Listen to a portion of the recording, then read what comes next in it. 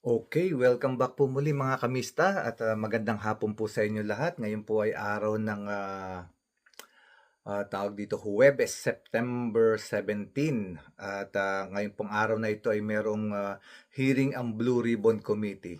At kani-kanina nga lamang po ay nag-upload po ako ng isang vlog at tungkol po ito sa cite in contempt ni Diskaya dahil po sa pagsisinungaling. At hindi po nagtagal, may sumunod na naman po na cite in contempt.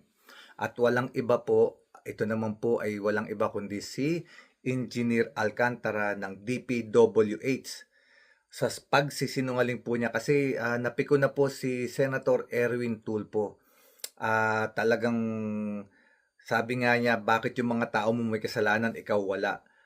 Panoorin po natin mga kamista kung paano nauwi sa pag-cite in contempt itong si Engineer Alcantara. Napiko na rin po ang mga senador at may makakasama na pong matulog si si Carly Diskaya sa Senado. Dalawa na po silang matutulog sa Senado ngayon dahil makukulong po sila ngayong araw at hindi na sila makakauwi. So, panoorin po natin mga kamista at bago po natin simulan yung eksena, please subscribe, like, and share. Ito pong ating channel. Sa mga bagong magsasubscribe po, maraming pong salamat. Help us to grow our community at dun po sa ating mga dati na subscriber. Thank you very much mga kamista. We are now 13,400 na po. Maraming pong salamat at marami pong salamat muli sa inyong pagsubaybay at pagsuporta sa ating channel. Thank you very much everyone at without further ado, let's start the video. Panoorin po natin kung paano nagsimula ang mainit na diskusyon at kung paano nag-init itong si Senator Erwin Tulfo para i-cite in contempt na rin si Engineer Alcantara ng Bulacan DPWH. Panoorin po natin mga kamista. Simula na. Doon sa inyong Yung distrito. normal situation po kasi, involved po yung project engineer na siyang nakakaalam po ng project. Tapos pipirmahan po ng implementing section chief na nag-i-implement po ng project. So, susunod po yung mga tao na nakapirma. Sa amin po kasi, pag po nakapirma na po kasi yung mga nasa baba po sa akin, inipirmahan ko na po yun. So, sino po ang talaga may alam? Aside from, sabi niyo, si Bryce Hernandez, si JP Mendoza, yung dalawa po, ay talagang involved. Doon po sa kwento kung paano nangyari, hindi ko po masabi po, no? Kasi sabi ko nga po nung nakaraan, na-discover ko lang po yan nung may nag-report po sa akin na certain na ang bago pong construction chief na si J.M. Ramos at si Engineer Galang po na nag-report po sa akin na Dito ba sila, Mr. Chair, si J.M. Ramos at si Engineer Galang? Secretariat? Kasi po ay ang base sa inyo pong salaysay, nalaman niyo po na nagkaroon ng ganitong mga ghost project dahil po ayaw pumirma, tama ba? Ni Engineer J.M. Ramos? Yun po yung unang report niya sa akin. Tapos po, sinang-ayunan po yun ni Engineer Galang po. At later po, tunghuli po, tinanong ko po yung project engineer na in charge kung bakit nakapirma sila. Meron pong alleged na wala. Yun lang po, Your Honor, Mr. Chair. Mr. Chair, you can invite J.M. Ramos and JP Mendoza. I think they are vital para malaman po natin ang impormasyon dito sa modus na ito. Yeah, so ordered. Engineer Mr. Bryce? Chairman, I'm sorry, is that an invitation or are we issuing show cause or Actually, subpoena? subpoena because Yes, invitation lang po ang binigay natin for this hearing. So we will issue a subpoena already. invitation lang po in this particular hearing. Yes. Despite the fact, Mr. Chairman, just to put on record that this person, JP Mendoza, was the one who dragged this representation's name in a... Yes, as I said, invitation lang for Yes. this hearing. So mag-i-issue tayo ng subpoena. Thank you, Mr. Thank you. Chairman. Please proceed, Senator Jay. Thank you. I think very vital yung dalawa, tsaka si J.M. Ramos. Ano po ang papel talaga ni ni JP Mendoza dito? Engineer Bryce, kayo ba ang dalawang magkatuwang dito at kumbaga magkasama dito sa pagsasagawa nito mga proyektong ghost o kaya substandard? Your Honor, pwede rin po ba ako humingi ng legislative immunity? As a chairman, Yeah, I leave it to the members. Shall we? Anyway, there are conditions. Ano? At maliwanag yung condition. basta kung sasabihin mo yung lahat ng katotohanan, Lahat, wala gaya kang ng tatago. sabi ni Senator Lang, ng ating chair, basta po ay nalaman, natuklasan na kayo ay nagsinungaling, babawiin po yung legislative immunity na ibibigay siya at protection. Mr. Chair, pwede ko bang tanungin muna si Bryce, bakit sa House hindi ka humingi ng legislative immunity? Bakit dito humihingi ka? Your Honor, ngayon ko lang din po nalaman na meron po palang ganun na pwedeng gamitin. Pasensya na po kayo. Okay, that's clear. Senator JB. Engineer Bryce, sige, tuloy nyo. Ano po ang naging papel ni JP Mendoza dito? Siya ba ang arkitekto? Isa sa mga arkitekto na modus? Your Honor, actually, involved nga po si Engineer JP Mendoza, ako, at saka po si Boss Henry, at saka isa pa po naming project engineer. Sino yung isa pang engineer? Si Engineer Paul Duya po. Mr. Chair, baka if we can also subpoena that Engineer Paul Duya. So ordered.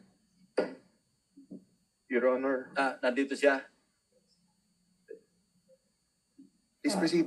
Your Honor, approve po ba yung legislative immunity? Nag-roll na. Apo, maraming salamat po. So, basta siguraduhin mo lang, totoo lahat ang sasabihin mo. Kasi may tatanungin din ako sa iyo. Opo. So ikaw, ito man na siguro yung modus mo para malaman ng committee. Because in aid of legislation, yan ang gusto natin malaman. Ituloy mo na lang. Ikwento mo na lahat-lahat. Yun nga po, yung project na yan, meron po kaming sharing na pag kumita po, si Boss Henry po merong 40%, ako po may 20%. Si Engineer JP meron po 20% at si Engineer Paul Duya meron din po 20%. 100, lampas na yan Ano yon sa portion nyo lang? Yung sharing po kung magkano po lahat, yun po parang meron pong certain percentage kung magkano po yun naging kita, yun po yung hatian. Pasensya na po, hindi ko lang po naliwanag ng maayos. Pero, tanong ko, Engineer Bryce, bakit nyo naisip yung ghost? Kasi alam mo, minsan, matatanggap pa natin kung may konting pakinabang, pero gagawin nyo yung proyekto eh. Ito, wala talaga. Paano nyo naisip? Bakit ba? Ano rason? Tumaas ba tara?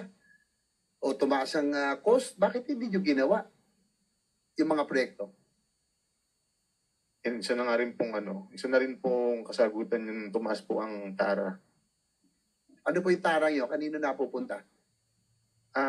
Sa proponent daw po, sabi ni Boss, honest, wala po akong direktang pakikipag-usap sa proponent. Engineer Alcantara, DE, sino po yung sabi mo, proponent? Boss Angeles, yung dating DE yan, di ba? Raul Angeles? Hindi po, wala po akong binanggit na Angeles po. Sorry. Engineer Alcantara, sino po yung proponent na sinasabi ni Bryce? Hindi ko po alam sa kanya, Your Honor. Every time po na may tatanong sa kanya, puro po ang turo sa akin. Maliwanag mo naman po rito na sinasabi ng mga contractor na sila po ang kausap yan, Your Honor. Hindi, pero under oath po kayo, Engineer Yes, sir. Alcantara, para mabawasan na nyo. Turuan nyo na kami, tulungan nyo na kami malaman ng katotohanan. Total, andyan na kayo sa ganitong posisyon, sitwasyon. Sino po buwang mas mataas na opisyal ang nakakaalam nito o may kinalaman nito? Whether insertion o pinayagan yung inyong modus, meron bang mas mataas opisyal ng DPWH? Meron bang legislator na yan ang sinususpetsahan? Dahil, sige po.